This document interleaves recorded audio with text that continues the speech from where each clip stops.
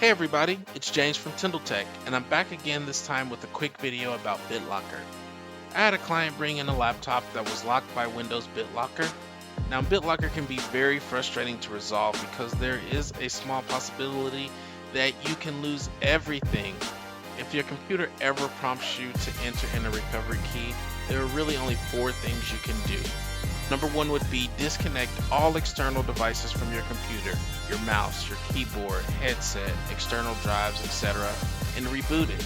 This step is worth a long shot, but I wouldn't get your hopes up as I've only seen this work a few times ever. Number two would be retrieve your key from an external drive.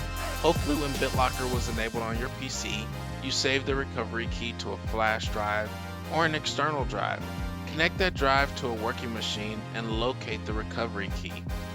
Option number three would be retrieve your key from a Microsoft account.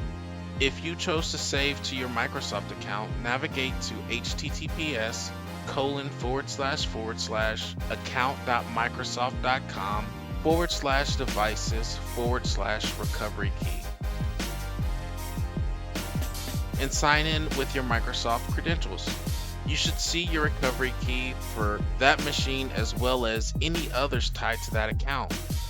It's best to save your recovery key to your Microsoft account as a text document on an external drive because who wants to lose everything? And the last option, and the option that no one ever wants to hear, is reformat your hard drive, which means that you will lose everything. It's probably best to consult with a professional that specializes in hard drives such as Tindall. In this case of the video that you're seeing, my client did not save his recovery key anywhere. So his hard drive will have to be reformatted and Windows will need to be reinstalled.